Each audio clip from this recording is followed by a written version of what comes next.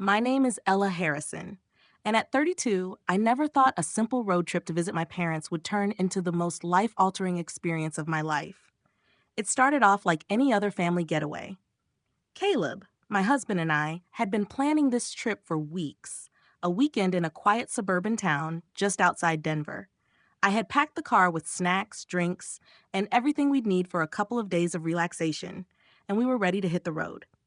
Our two kids, Ava, 6, and Lucas, 8, were settled in the back seat, already half watching cartoons, half bickering over the invisible boundary lines they'd drawn across the seat cushions. It was supposed to be a quiet drive, just a few hours on the road to visit my parents, share a meal, and catch up. Nothing extravagant, nothing special, just a typical trip. But then, about an hour into the drive, Caleb's voice broke through the hum of the engine. His tone was sharp, urgent, and completely out of character. "Ella, I think we need to turn around. Right now." I glanced over at him, confused by his sudden change in demeanor. His face was unusually pale, and his hands were gripping the armrest so tightly his knuckles were white. I could tell something was off, but I couldn't place it. "What's going on?" I asked, a knot beginning to form in my stomach. "Just trust me," he said, his voice low and strained. "Turn around." I raised an eyebrow, feeling a sense of unease creeping in. Caleb was always the calm one, the one who never lost his cool, no matter the situation. I remembered the time last year when we had a fire in the kitchen, and he calmly put it out without breaking a sweat. This wasn't like him. I didn't question him further, though. I trusted him. There was something in his voice that told me this wasn't just some passing moment of panic. I veered off the highway, taking the last exit before the border. The trees outside the car windows became denser and the landscape grew unfamiliar. With every mile, the silence between us deepened, and I could feel my heart beating faster. I couldn't shake the feeling that something was seriously wrong. Finally, Caleb spoke again. "Drive, please." "Caleb, what's happening?" I asked, now genuinely scared. But he didn't answer. He just stared straight ahead, his expression distant. There was something about his silence that made the air thick with tension, and I could feel it pressing against me, urging me to drive even further into the unknown. I didn't question him. I just kept driving. The road we were on began to narrow, and the trees seemed to close in around us, casting long shadows over the car. There were no signs, no markers, just miles of wilderness stretching on endlessly. It was as though we were driving into a place where the world didn't matter. The familiar hum of the highway had faded, replaced by an unsettling silence. Ava and Lucas, once semi-conscious in the back seat, had quieted down too. I could tell they felt the change in the air. Ava's small voice broke the stillness, asking if we were lost. I didn't answer right away. "We just forgot something," I said, trying to keep the lie light, as if it were just another detour on the road. My heart was racing now, but I didn't want to admit it. I couldn't. Caleb's panic, the inexplicable change in his demeanor, was eating away at me. What could be so urgent? What could be so serious that he wouldn't tell me?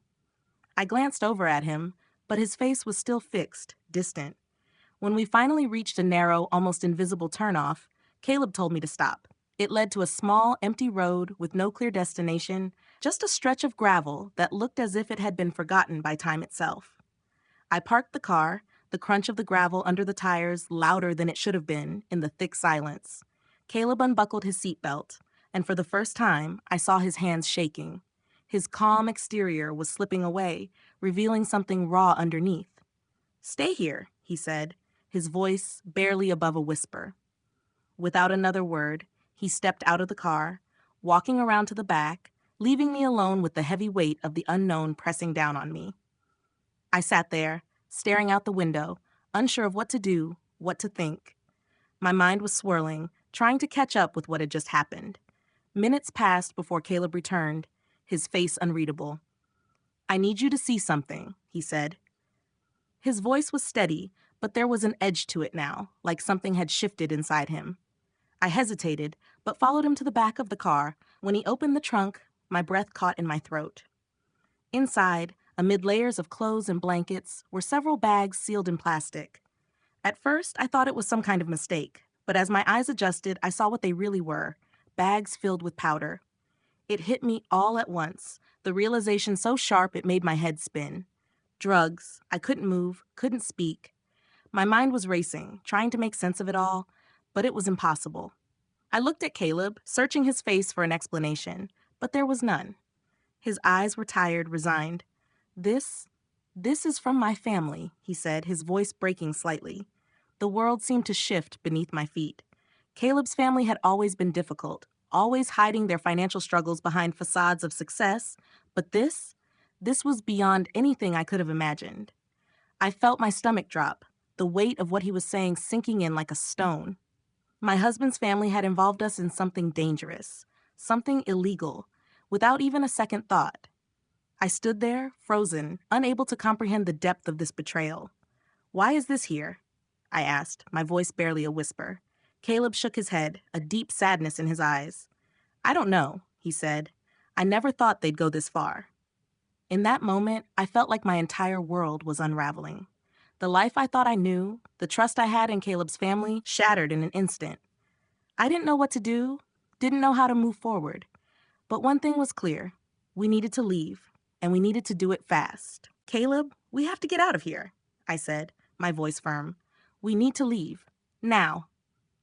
We drove away from that abandoned road in silence, the weight of the discovery hanging between us like a thick fog. Caleb didn't speak, and neither did I. It felt like the world outside the car was moving in slow motion, the trees blurring into a sea of green as we sped away from the remote spot where everything had changed. I couldn't stop thinking about what I had just seen. The bags in the trunk, the cold realization that Caleb's family had crossed a line we could never undo. As we drove, I felt a storm of emotions building inside me: confusion, anger, betrayal, fear. But more than anything, I felt a sharp, undeniable sense of loss. I had trusted Caleb's family. I had always known they were flawed. Yes, but this was something far worse than anything I could have ever imagined. I turned to him, hoping for some explanation, some clarity, but his gaze remained fixed on the road ahead. "We can't just keep driving, Caleb," I finally said, my voice breaking through the silence. "We need to figure out what we're going to do." He looked at me then, his eyes filled with a mixture of regret and something I couldn't quite name. He opened his mouth as if to say something, but the words didn't come. Instead, he gave a small shake of his head and focused back on the road.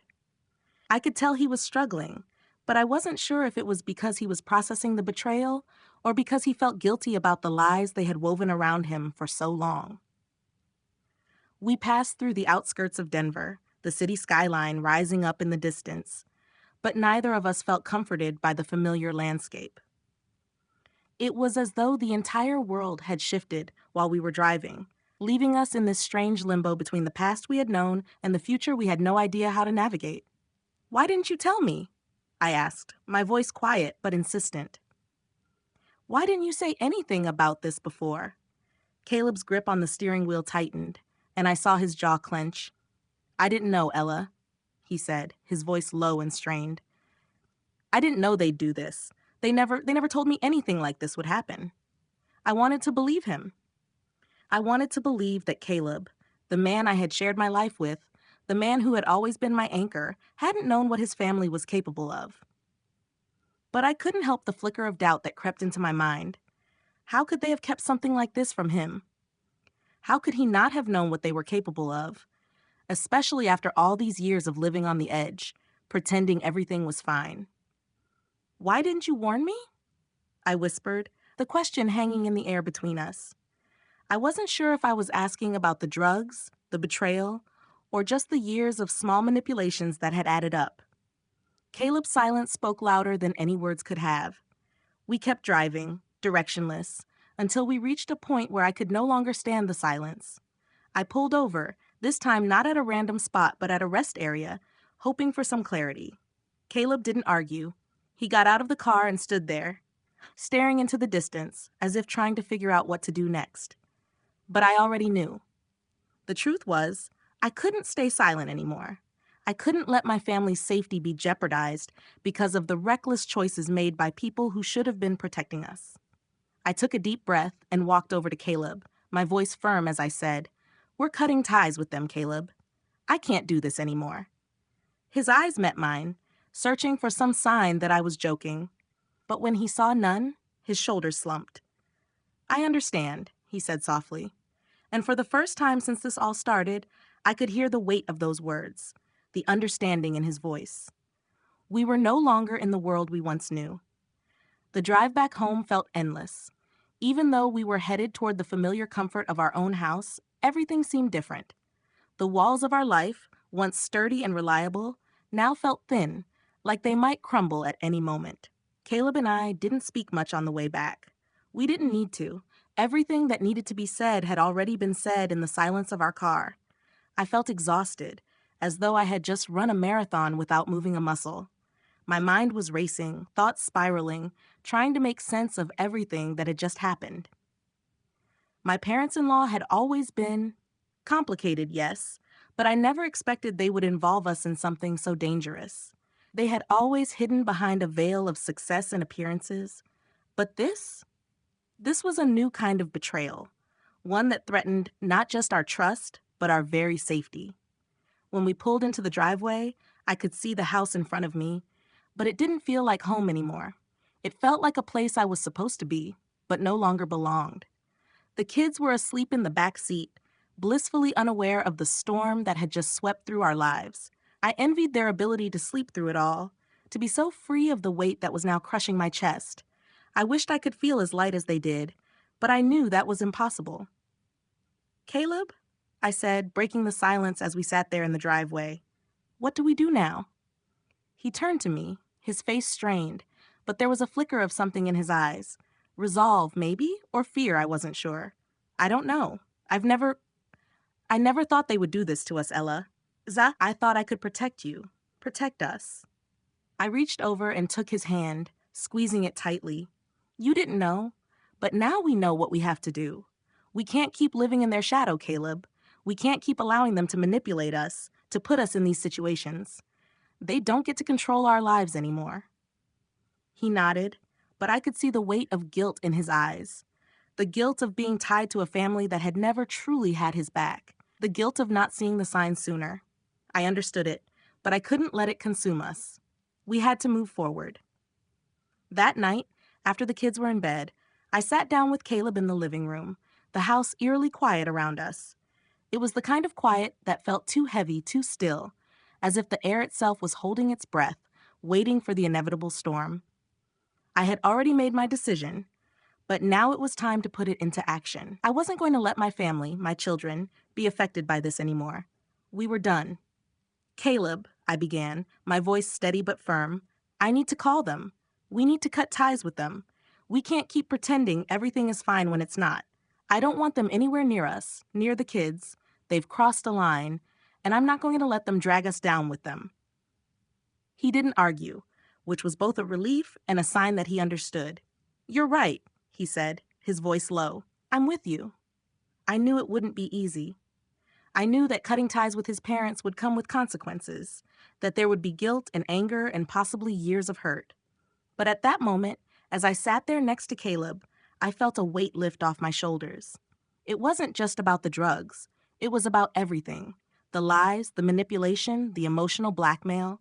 And for the first time, I felt like I was taking control of my own life, of our lives. The phone call to Diane and Richard would be the hardest thing I'd ever done, but it was necessary. I had to protect my family. And no matter what came next, I would do whatever it took to keep us safe. The next morning, I didn't waste any time. I took a deep breath, steeled myself, and dialed the number I never thought I'd have to call, the number to Diane and Richard's house. The phone rang several times before Diane answered, her voice too bright, too cheerful, as if nothing had changed, as if the last 24 hours hadn't shattered everything. "Ella, it's so good to hear from you," she said, as if we hadn't just had a life-altering discovery the day before. "We've been so worried about you and the kids. Where are you? What happened?" I felt the lump form in my throat, but I forced it down. This wasn't the time to falter. "Diane, we need to talk," I said, my voice firm, the words coming out sharper than I intended. "I can't keep pretending that everything's fine between us. I know what you did. I know about the bag." There was a pause, just long enough for me to feel a flicker of doubt. Would she deny it? Would she try to justify it? I wasn't sure what I was expecting, but I wasn't prepared for what came next. Ella, Diane's voice faltered, but only for a moment. Then it steadied, as if she'd put on a mask, trying to appear calm and unbothered. Look, we didn't want to involve you. It was just a little something to help with some problems. We didn't think it would come to this. I clenched my fists, trying to keep my composure. You didn't think it would come to this? I repeated, a bitter laugh escaping my lips. You put us in danger. You put my children in danger. You lied to us, and now you're acting like it's nothing. You think you can just cover it up and keep doing this? I'm sorry, Ella. We thought it was just a quick fix. It wasn't meant to cause any harm, Diane said, her tone now defensive, like she was trying to put the blame on something else, anything else, but never once acknowledging the gravity of the situation. I felt my stomach churn, the anger boiling up again. No, Diane, I'm done. I can't be a part of this anymore. I won't let you manipulate me, let alone put my family at risk for your own selfish needs. There was another silence on the other end. Then Richard's voice came on, trying to soften the blow. Ella, please don't do this. You're overreacting. We're family. We've always been there for you, and this is just a mistake, a misunderstanding. A mistake? I shot back, my voice rising despite myself. This is not a mistake. This is a betrayal. You've crossed a line that I can't ignore anymore, and we are not a part of your lives, not anymore. I heard Diane's sharp breath on the other end. So that's it? You're just going to turn your back on us? Yes, Diane, I said, the finality in my voice feeling like a weight lifting. That's it. You don't get to have access to our lives anymore. You don't get to manipulate me, to involve us in your mess. I'm cutting ties, and I'm protecting my family. Don't call again. Without waiting for her response, I hung up. The silence that followed was almost deafening, but it wasn't the uncomfortable kind. It was the silence of finality, the kind that comes when a decision has been made and there's no going back. I wasn't sure what came next, but I knew that what I had done was necessary. I stood there for a long moment, the phone still in my hand, my heart pounding in my chest. For the first time in my life, I wasn't afraid of the consequences of saying no. I wasn't afraid to set boundaries, to draw the line and say enough. And I knew this was just the beginning of a new chapter for us. A chapter where we would no longer be controlled by the toxic, manipulative forces of my in-laws. After the phone call, I sat in silence for what felt like hours, trying to digest the weight of what I had just done. I'd cut ties with Caleb's parents, something I never thought I would be capable of. But the moment I hung up, the finality of it hit me. The house felt emptier, quieter, even though Caleb and the kids were still there. It was as if the air had shifted, and I was no longer playing by the same rules. It wasn't just about the drugs in the trunk. It was everything. The lies, the manipulation, the years of guilt and responsibility they had piled onto us without ever once considering what it did to us. When Caleb came back into the living room, I could see the tension in his shoulders. He didn't say anything at first, but I could feel him processing everything, just like I was. I don't know what comes next, he finally said, breaking the silence. We move on, I said simply, my voice steady. We take control of our lives. We keep the kids safe. We don't let them back in. Caleb nodded slowly, but I could tell there was still something eating at him. I thought I could fix it, Ella. I thought if I stayed distant enough, I could keep them from dragging us into their mess, but I never thought they'd go this far. I don't know how to feel about it. I turned to him, placing my hand on his arm. You didn't know, Caleb, and you didn't let them control us. But now we know. We've seen who they really are, and we can't let them hurt us anymore. Not now. Not ever. I saw the relief in his eyes, but there was still the shadow of guilt lingering there.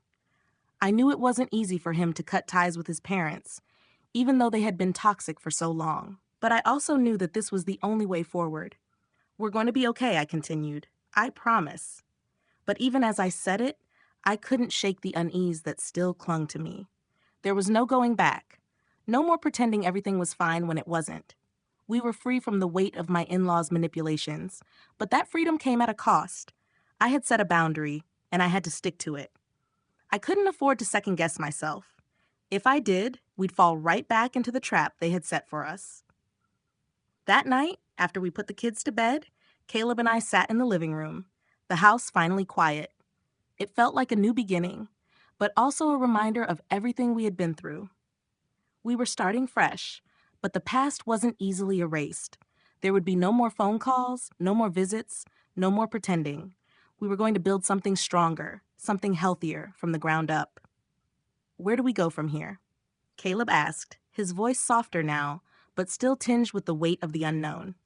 We go forward, I said, my voice firm. Together. We focus on what we have now, on what's important. We take care of our kids, our family, and we don't let anyone tear that apart again.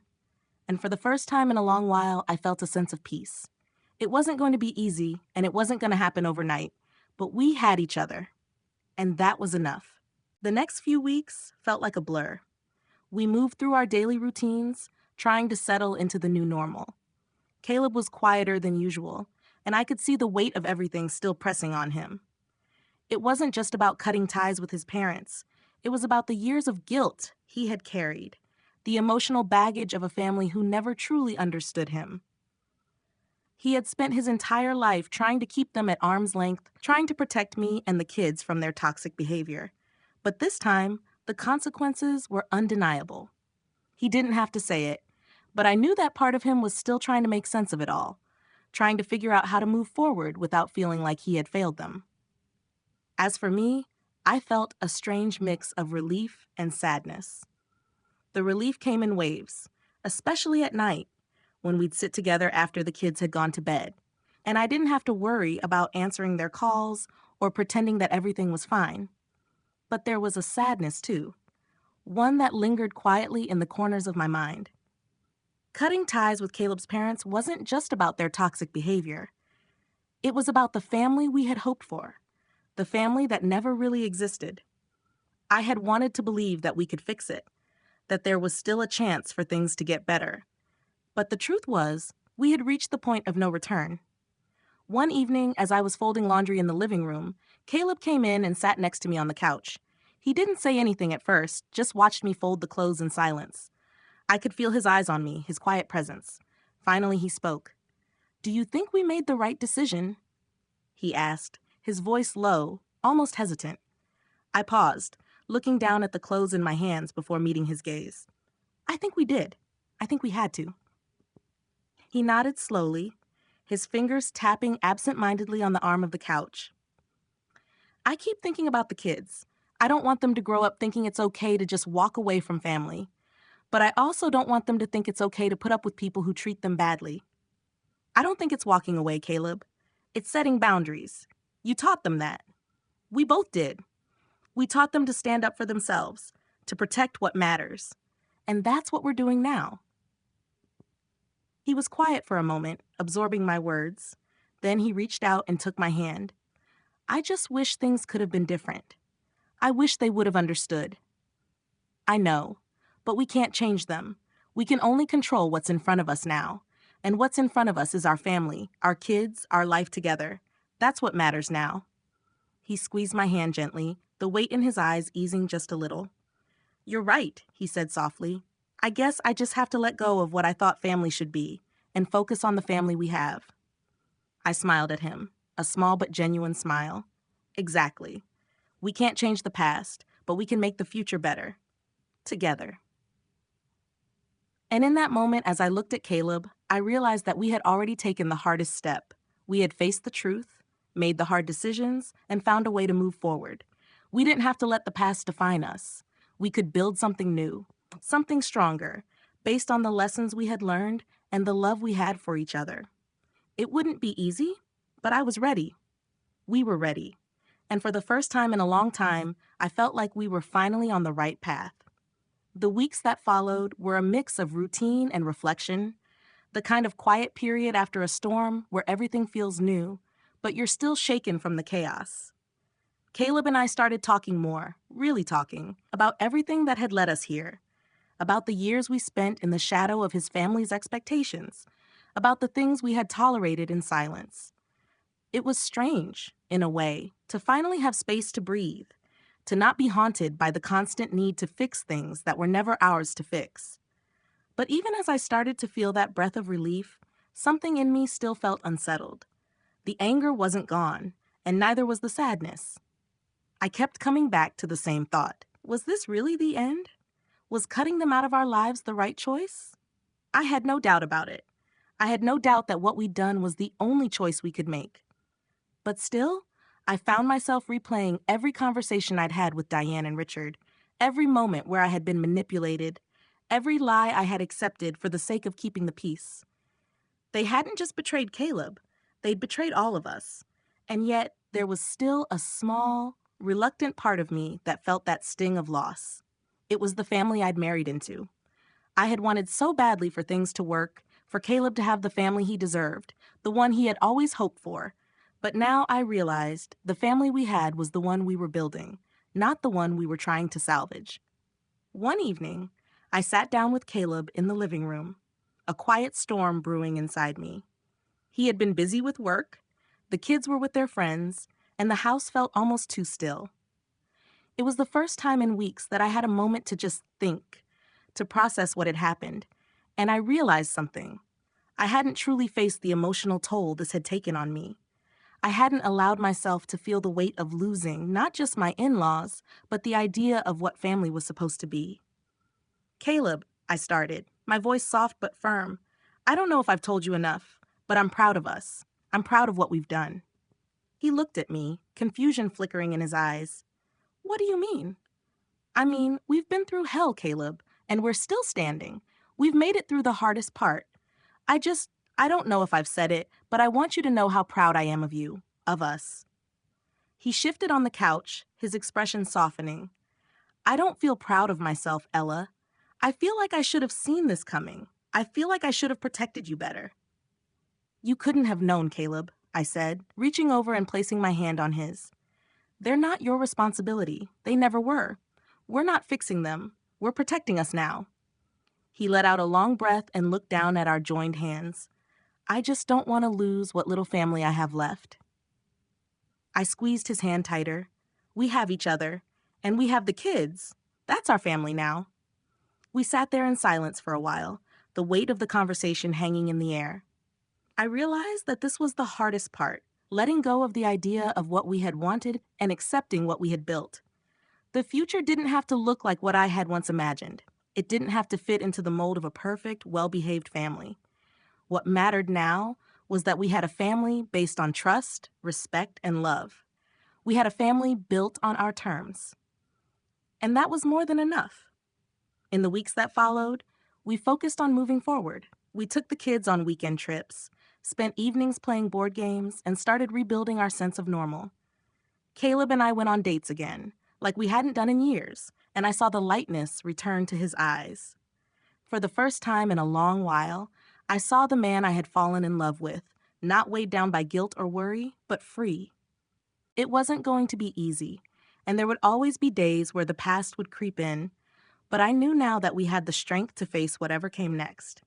And as long as we were together, there was nothing we couldn't handle. Months passed, and I began to feel the weight of the decision we'd made settling into our lives. It wasn't as if everything magically became perfect. Far from it. But there was a quiet strength that began to grow within me, a resilience I hadn't known I was capable of. The hardest part was finding peace in the aftermath. In the silence, where the phone calls from Diane and Richard no longer rang through the house.